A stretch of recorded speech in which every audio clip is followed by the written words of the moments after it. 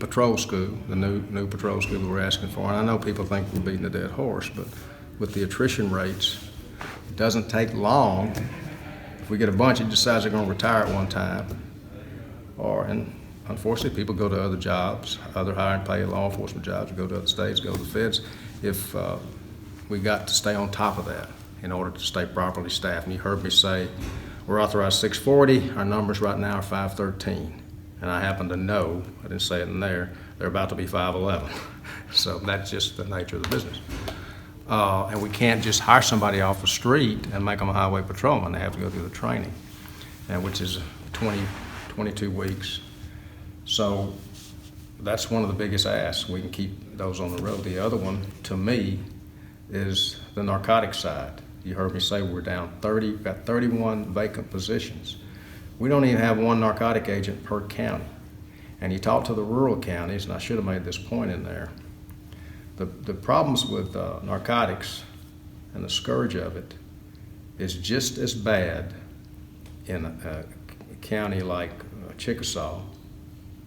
I mean, pound for pound, it's just as bad there as it is here in Hinds County. It's just less people. But for them, percentage-wise, it's just as bad. You got just as many people percentage-wise who are addicted or abusing narcotics or selling narcotics in those places as you do here. And you just can't cover all the ground. And then ask for 31 support positions. The agents, there used to be a formula for every 2 hours on the street, it was 8 hours of paperwork. And you can't, it's not like on television. There's a lot, and the technology, we've got to stay on top of that. The other big issue for us is the crime lab. And I didn't say this in there, I didn't think about it, but the crime lab is operating on the same budget it was in 2008.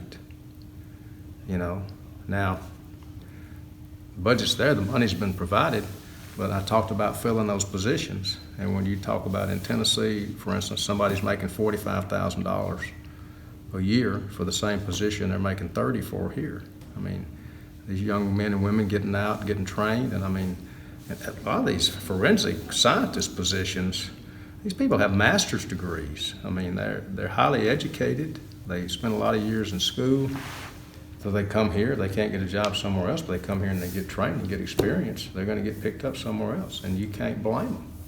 And I don't know if you've been to our facility out there. It is a show place.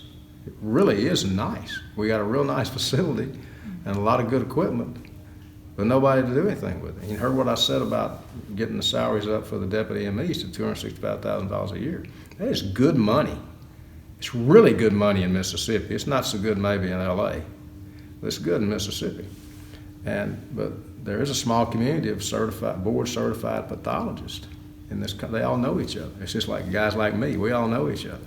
You know what I mean? When I was in corrections, I knew every other corrections professional who ran their states. And I know a bunch of guys now in my business across the country.